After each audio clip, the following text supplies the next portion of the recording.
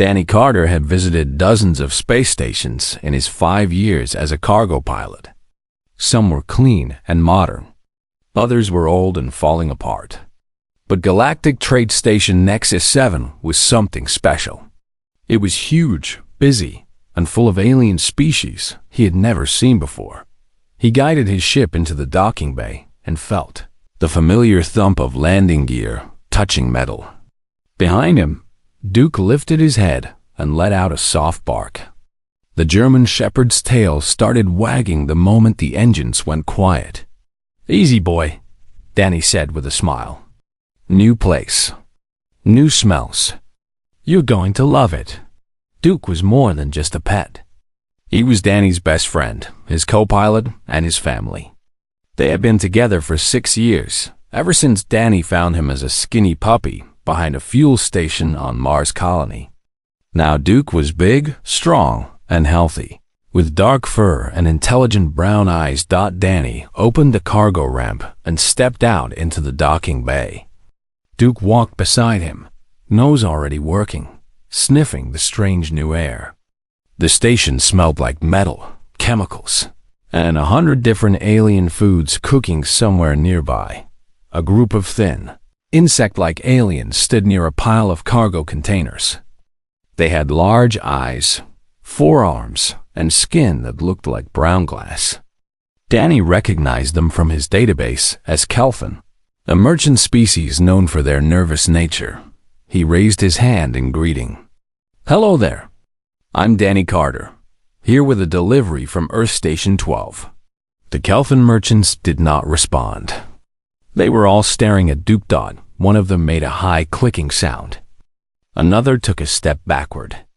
Then, without warning, all 5 of them started screaming. Danny had never heard such a sound. It was sharp and filled with pure terror. The Kelphin scattered in different directions, knocking over containers, tripping over each other, desperate to get away. "What the hell?" Danny muttered. Duke tilted his head, confused by the reaction. His tail stopped wagging. Within seconds, station security arrived. 6 tall reptilian aliens in armor came running around the corner.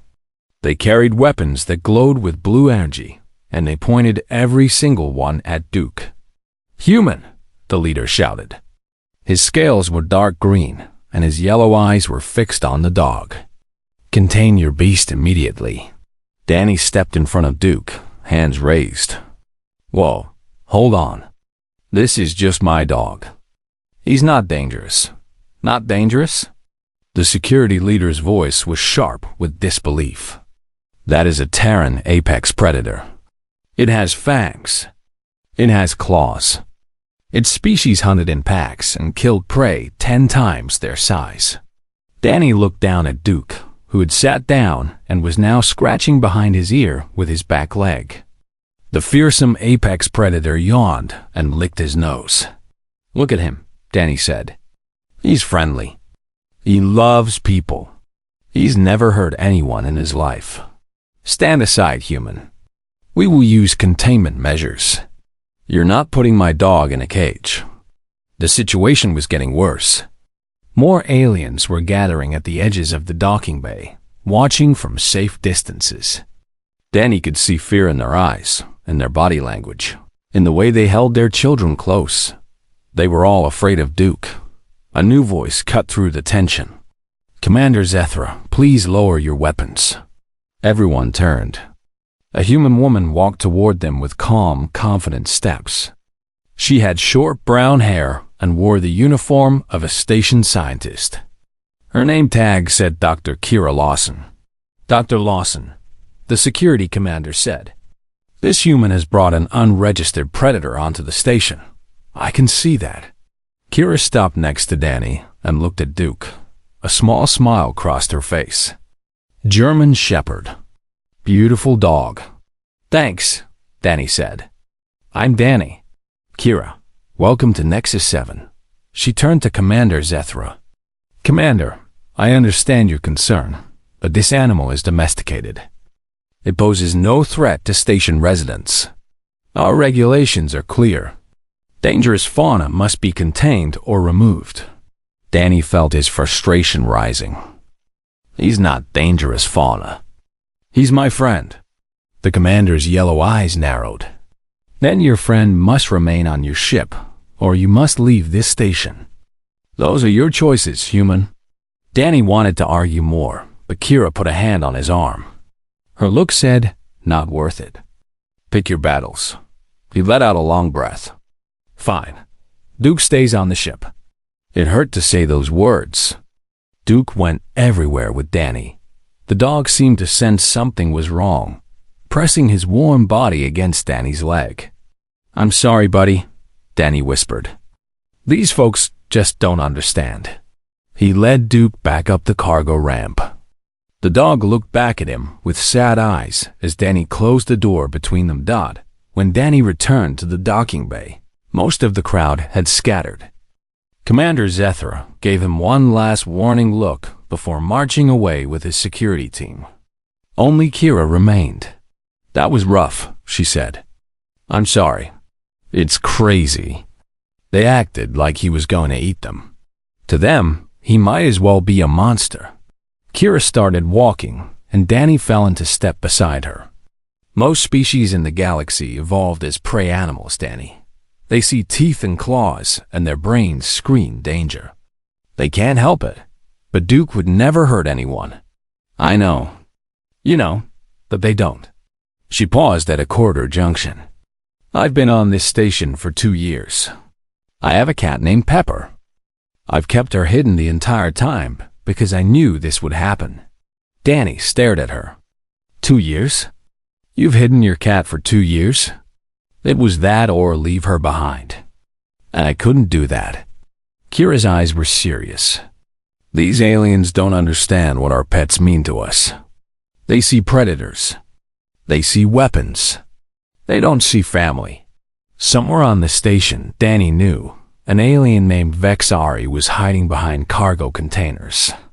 The young Kelphin merchant had watched the entire incident with fear.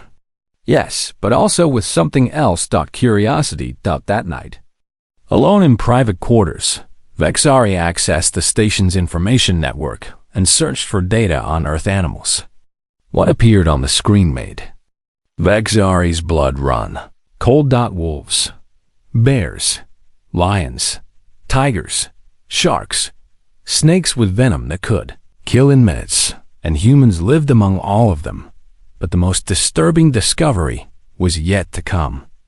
Vexari found images of human children sleeping with dogs, humans letting cats sit on their faces, humans swimming with sharks, humans hand-feeding bears. The database called these animals pets, companions, family members. Vexari sat back, 4 hands trembling. What kind of species makes friends with monsters? The question would not leave Vexari's mind. And slowly, fear began to transform into something else. Something that felt almost like wonder. Vexari could not sleep. Every time the young Kelphin closed those large eyes, images from the human database appeared. Dogs with their mouths open, showing rows of sharp teeth. Cats with claws extended, ready to strike. And always humans smiling beside them like nothing was wrong. By morning, Vexari had made a decision. More research was needed. The answers had to be somewhere in the data. The station's information center was quiet at this early hour. Vexari found a private terminal in the corner and began searching again. Digging deeper into Earth's history, what Vexari discovered was worse than anything imagined. Thousands of years ago, humans encountered wolves. These were pack hunters, smart and deadly, with jaws strong enough to crush bone. Any sensible species would have avoided them. Any sensible species would have run.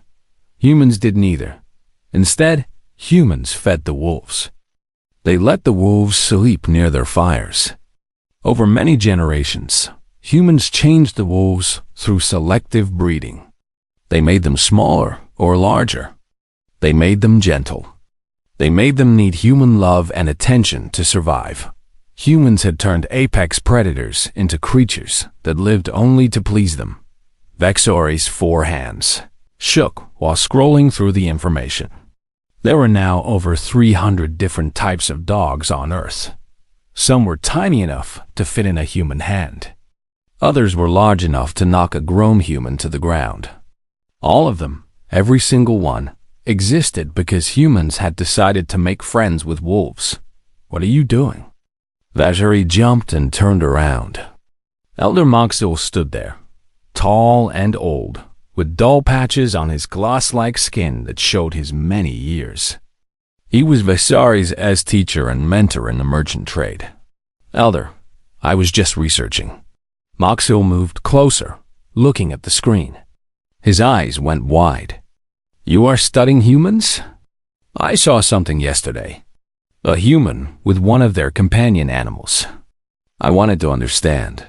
The old Kelthan made a low clicking sound of disapproval. There is nothing to understand, young one. Humans are insane. All species know this. But how can they be insane and also so successful? They have spread across many star systems. They trade with everyone. They seem so normal when you talk to them. Moxo leaned close, his voice dropping to a whisper. That is what makes them dangerous. They look weak. They have no claws, no armor, no venom. But they tame death itself. They take the most dangerous creatures on their world and turn them into toys for their children. Vexari thought about the dog from yesterday. The one called Duke. It had rolled on its back for the human, showing its belly. Its tail wagging with happiness. The dog did not seem dangerous, Vexari said quietly. That is because it was with its human. Take it away from the human, and it becomes a wild beast again. Moxil placed a thin hand on Vexor's shoulder. Stay away from the humans. Stay away from their monsters. This is my advice to you. The old merchant walked away, leaving Vexari alone with a head full of questions. On the other side of the station, Danny sat in the small food court, eating something that tasted almost like a sandwich. Kira Lawson sat across from him, drinking from a container of hot liquid that might have been tea. So you've really hidden Pepper for 2 years? Danny asked. It wasn't easy. I have a special bag that hides her life signs from scanners. I only let her out in my quarters with the door locked. Kira smiled sadly. She hates it. She wants to explore. But I can't risk losing her. Danny understood completely. Last night, alone on his ship with Duke, he had felt the unfairness of it all. Duke had done nothing wrong. He was good and kind and loyal. But to the aliens on this station, he was a monster. What species is the most scared of Earth animals? Danny asked. The Kelthan are pretty bad. The Veluxi are worse. They're bird-like, evolved from prey animals that were hunted from above and below. Kira shrugged. But honestly, almost every species we've encountered has some fear response to our pets. Humans are weird, Danny. We're the only ones who looked at predators and thought, hey, let's be friends. When you put it that way, it does sound a little crazy. Maybe, but I wouldn't trade Pepper for anything in the galaxy. Danny nodded. He felt the same about Duke. After finishing his meal, Danny headed back toward his ship.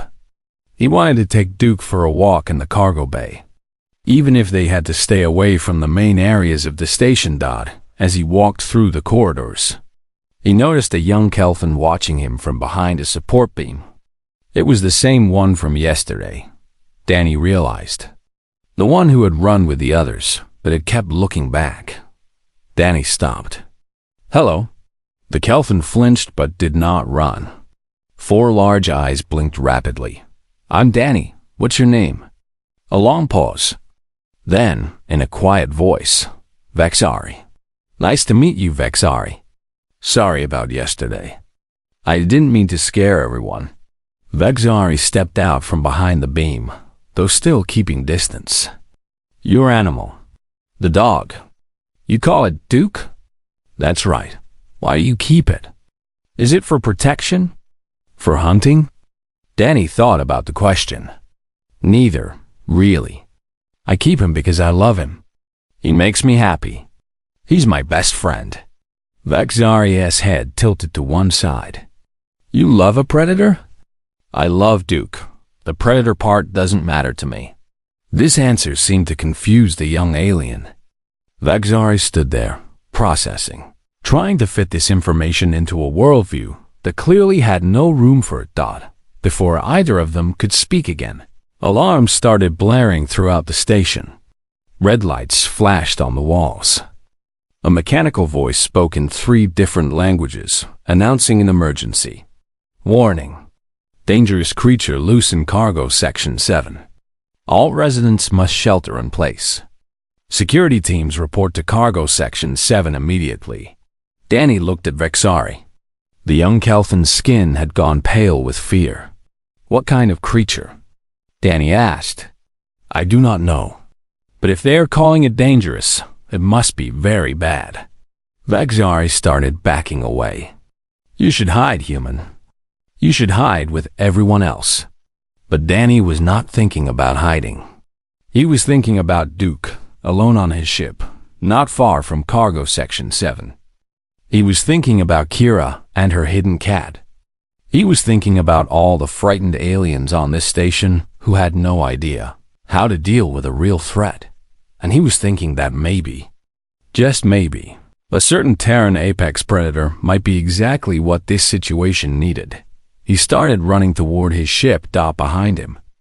Vexari watched the human go with a strange feeling growing in that thin chest. It was not fear, though fear was certainly present. It was something else. It was the beginning of understanding.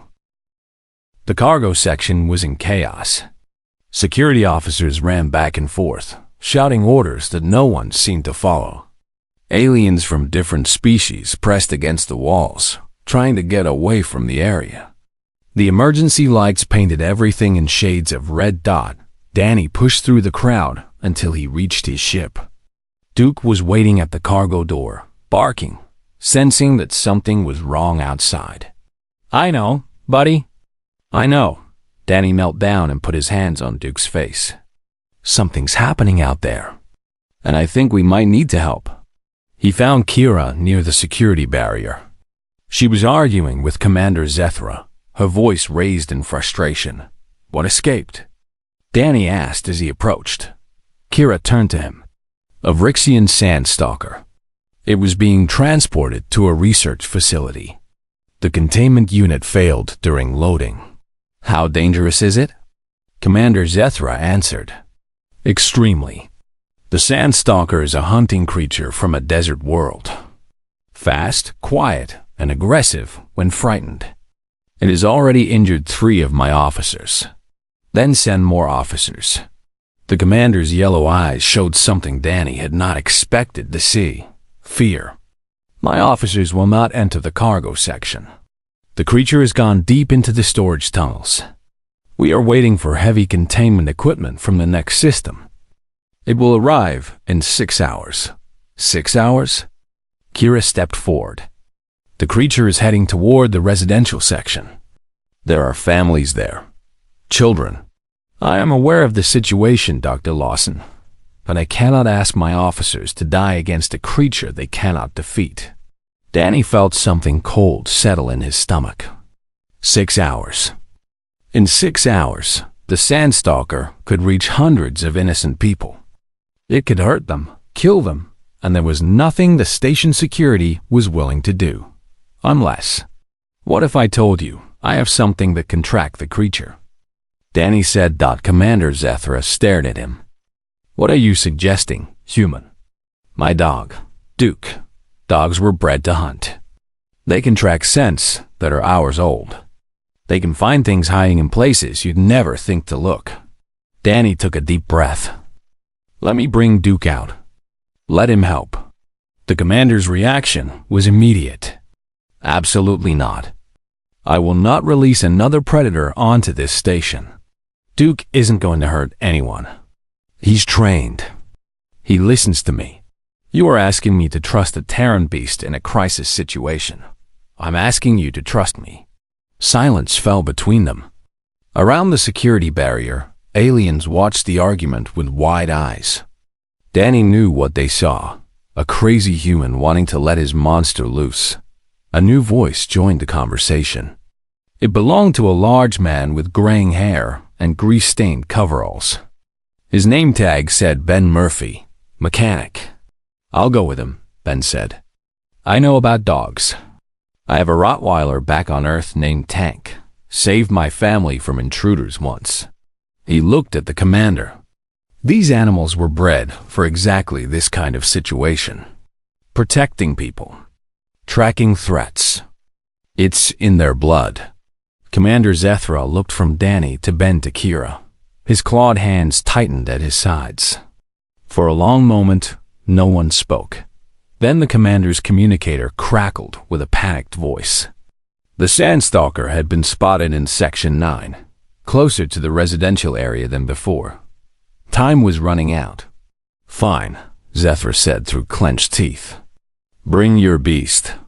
But if it attacks anyone, if it causes any harm, I will hold you personally responsible." Danny was already running back to his ship. Duke met him at the door, tail wagging, ready for action. Danny clipped a leash to his collar and led him down the ramp. The aliens in the area scattered when they saw Duke coming. Some screamed. Others simply stared in shock.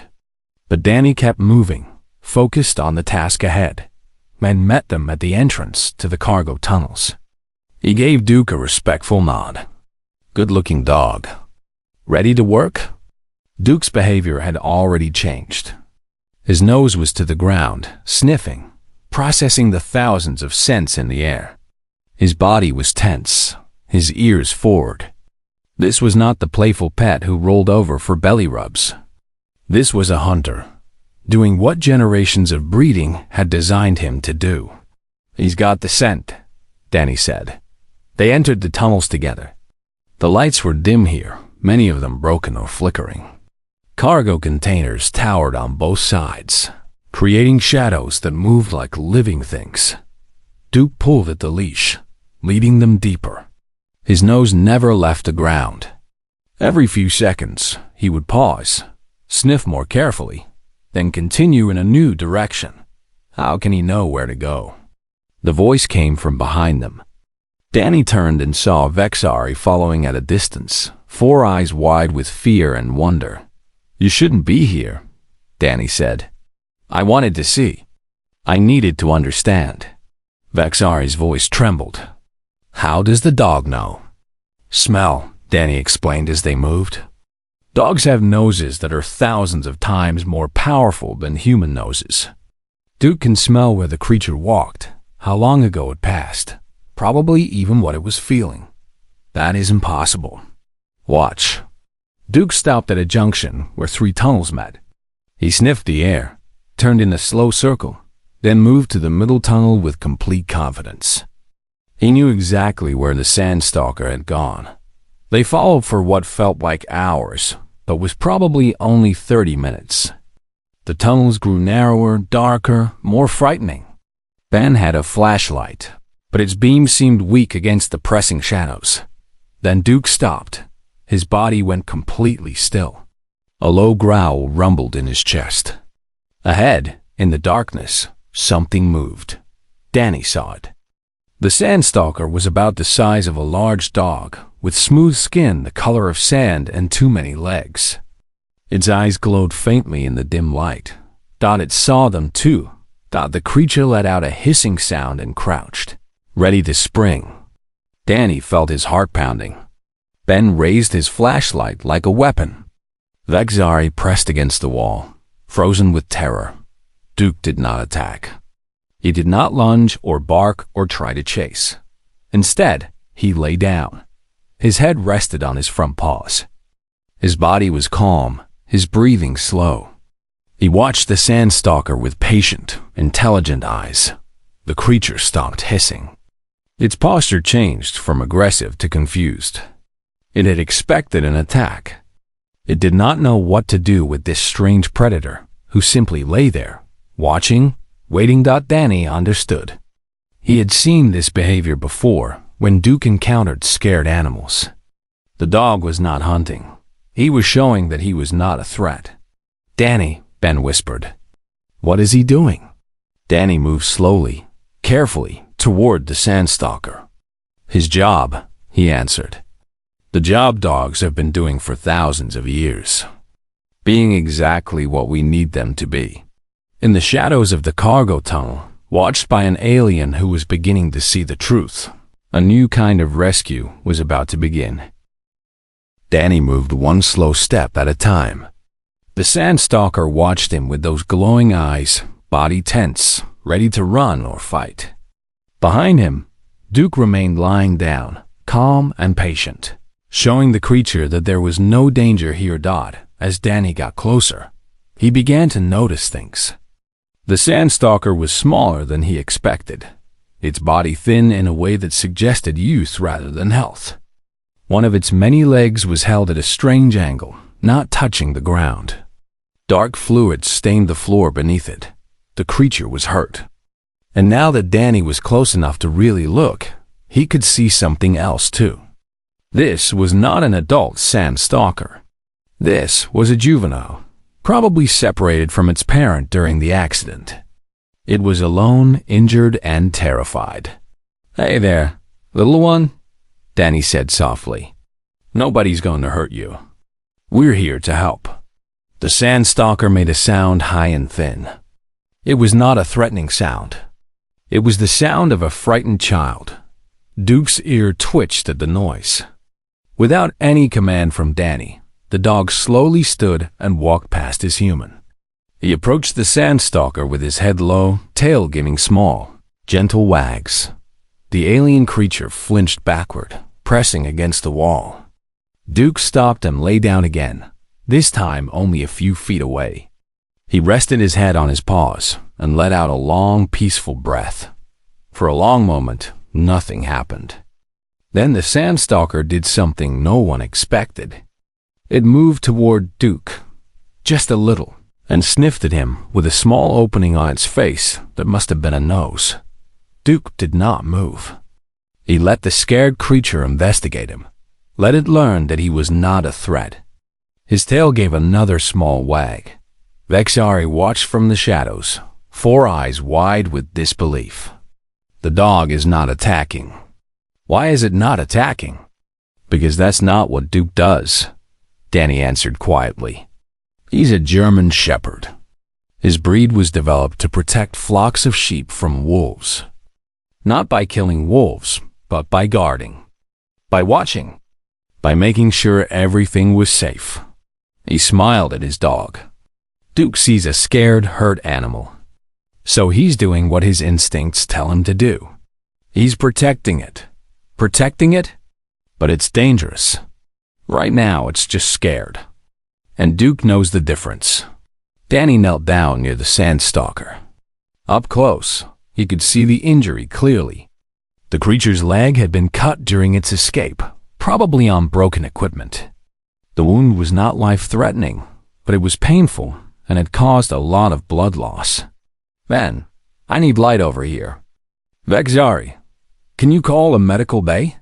Tell them we found the creature and it needs treatment." Ben moved forward with the flashlight while Vexari fumbled with a communicator. The Sandstalker tensed at the additional movement, but did not try to run. Duke was still there, a calm presence, somehow communicating safety in a language that crossed species barriers. The medical bay responded to Vexari's call with confusion and fear. "Treat the creature? Come to the tunnels?" They refused. "They will not come," Vexari said, voice filled with frustration. "They are too afraid." Danny exchanged a look with Ben. "Then we bring it to them. Help me lift it." Together, they carefully picked up the Sandstalker. It struggled weakly at first, but Duke walked alongside them, and somehow his presence kept the creature calm. Vexari watched in amazement as the human and his monster worked together to carry the alien animal through the tunnels. The medical bay was in chaos when they arrived. Doctors and nurses from several species pressed themselves against the walls, terrified of the creature Danny and Ben carried through the door. "We need a table and some bandages," Danny said. "This little one is hurt." No one moved. Danny looked at them all. These aliens who had such advanced technology, who traveled between stars, who could cure diseases that would kill humans in days. They were frozen with fear. "Fine," Danny said. "Kira, are you here?" Kira pushed through the crowd. Pepper was not with her, still hidden and safe. "I'm here. What do you need?" "Help me clean this wound." "Do you have any veterinary training?" "Some. Enough." Kira rolled up her sleeves and approached the table where they had placed the Sandstalker. "Let's do this." For the next hour, Danny and Kira worked together. They cleaned the wound, stopped the bleeding, and wrapped the leg in bandages. The Sandstalker lay still through most of it, exhausted and weak, but no longer fighting. Duke sat beside the table the entire time. Occasionally, he would lift his head and sniff at the creature, checking on it. Once, the Sandstalker reached out with one of its many legs and touched Duke's nose. The dog licked it gently. Vexari watched all of this from the corner of the room. Something was changing inside the young Kelthan. Every belief about humans, about predators, about the nature of dangerous creatures was shifting and rearranging. The monster was showing mercy. The predator was offering comfort. And the humans were working to save a creature that had hurt their people just hours ago. It made no sense. And yet, it was happening right in front of Vexari's eyes. Commander Zethra arrived as Kira was finishing the bandages. He stopped in the doorway, his yellow eyes taking in the scene. The humans, the dog, the Sandstalker, and the young Kelthan, who should not have been there. "I was told," the commander said slowly, "that I would find carnage here. My officers said the humans and their beast were chasing the creature through the tunnels." "Duke tracked it," Danny said, not looking up from the Sandstalker. "And when we found it, we discovered it was just a baby, hurt and alone." Now he met the commander's eyes. "We saved it. You saved it. That's what we do." Danny scratched Duke behind the ears. The dog's tail wagged happily. "That's what dogs help us do. We protect things, Commander. Not just ourselves. Everything that needs protecting." Zethra stared at Duke for a long time. The Terran apex predator, the monster that had caused such panic, sat peacefully beside a sleeping alien creature. There was no violence in him, only loyalty. "I do not understand humans," Zethra said finally. "Most species don't." Danny smiled. "But maybe that's okay. Understanding can come later. Right now, I think we all just need some rest." Vexari stepped forward, trembling but determined. "I would like to help watch the creature, if that is allowed." Danny looked at the young Kelthan with surprise, then warmth. "Of course. Pull up a chair. Duke would appreciate the company." As Vexari sat down beside the Earth Dog and the sleeping Sandstalker, a new feeling settled in that thin chest. It was not fear. It was something much more powerful. It was the beginning of understanding. 1 week passed on Station Nexus 7. The Sandstalker, now healthy and strong, had been returned to its parent on a transport ship. Commander Zethra had personally overseen the reunion, watching as the juvenile creature ran to the larger adult with what could only be called joy. But the events in the cargo tunnels had started something that could not be ignored. Word had spread through the station about what the human and his dog had done. Some aliens still feared Duke, others were curious. And a growing number were asking questions that had never been asked before. The station council called a formal hearing. Danny sat in the front row of the council chamber with Duke lying calmly at his feet. Kira sat beside him, and for the first time in 2 years, Pepper was in her lap, visible for all to see. The orange cat looked around the room with lazy green eyes, completely unconcerned by the hundreds of aliens staring at her. Ben Murphy sat nearby, having delayed his departure to support his fellow humans. He had sent a message to his family on Earth, telling them about what had happened.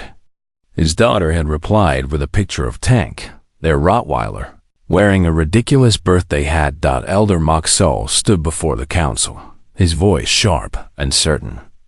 The regulations are clear. Terran companion animals are predators. They pose a risk to station residents. The humans should be required to keep them contained on their vessels at all times. Several council members nodded in agreement. These were species who had evolved running from things with teeth and claws. Their fear was not a choice. It was built into their very bones. The incident last week proves my point, Moxol continued. The human released his predator in a crisis, taking matters into his own hands without proper authorization. This is exactly the kind of dangerous behavior we must prevent. Danny felt anger building in his chest, but he kept his face calm. Beside him, Duke seemed to sense his emotions and pressed closer against his leg. Then Vexari stood up. The young Kelthan walked to the front of the chamber with shaking legs. Many council members looked surprised to see one so young stepping forward. Elder Moxil's eyes narrowed with disapproval. "I request permission to speak," Vexari said, voice barely steady. The council leader, an elderly being from a species Danny did not recognize, gestured for Vexari to continue. Vexari took a deep breath. "I was there that night. I followed the human and his dog into the tunnels. I saw everything that happened." "Then you saw a predator running loose on this station," Moxol interrupted. "No." Vexari's voice grew stronger. "I saw a loyal companion doing exactly what its human asked. I saw an animal that could have killed, choosing instead to protect. And I saw humans risking their own safety to save a creature that had hurt their people." The chamber went quiet. "I was terrified of the dog," Vexari continued. "I believed everything I had been taught about Terran predators. That they were monsters. That they were dangerous.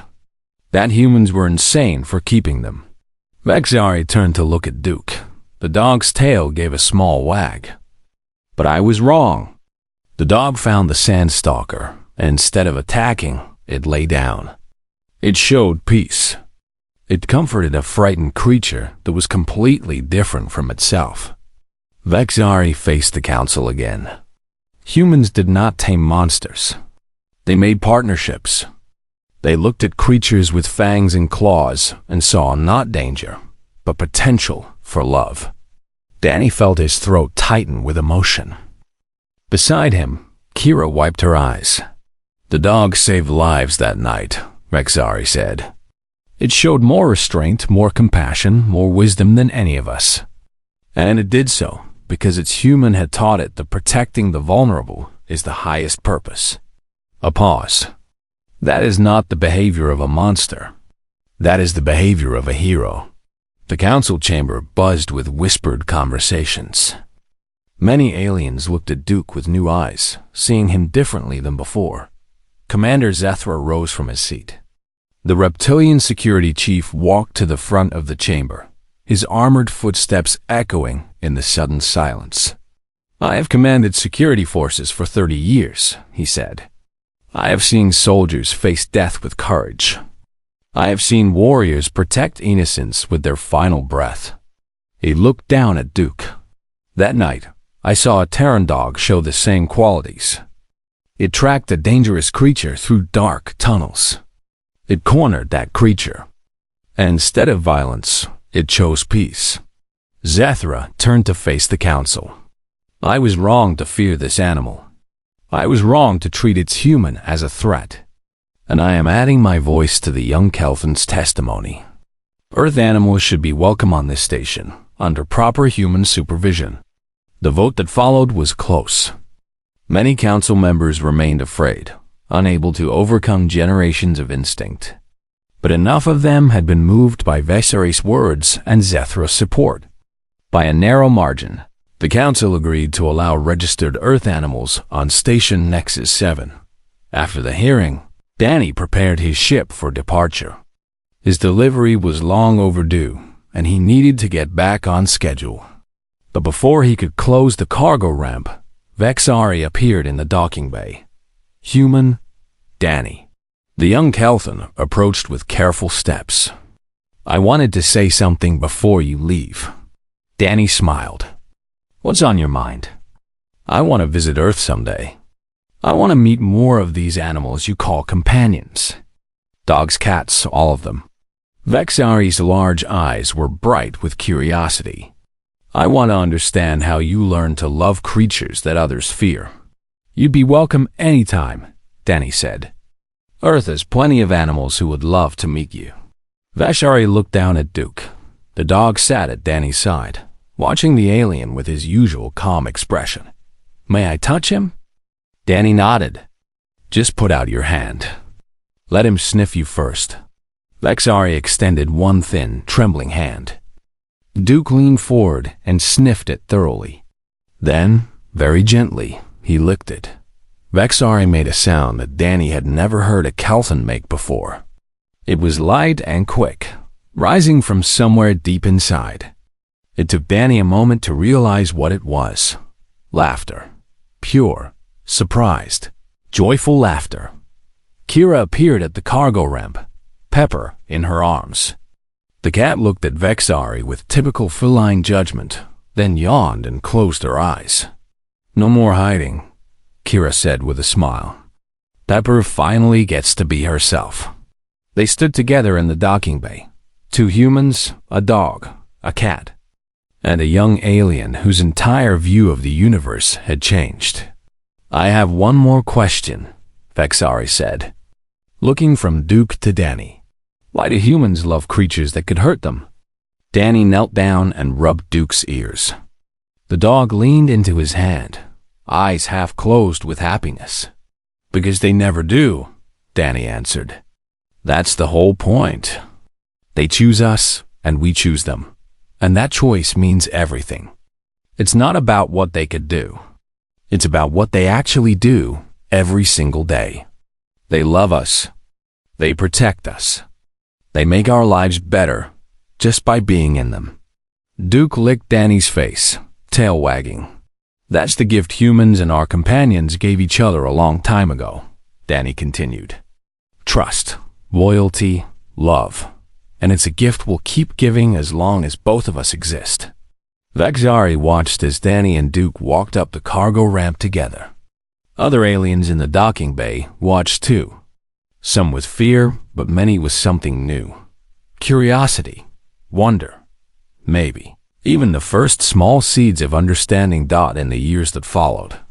Station Nexus 7 would become known as the first galactic outpost to welcome Terran companion animals. Other stations followed. Other species began to ask questions, to observe, to learn, and somewhere among the stars, a young Kelthon merchant traveled with a human crew and their ship's cat, telling everyone who would listen about the night a monster showed mercy, and the day an alien learned what loyalty really meant.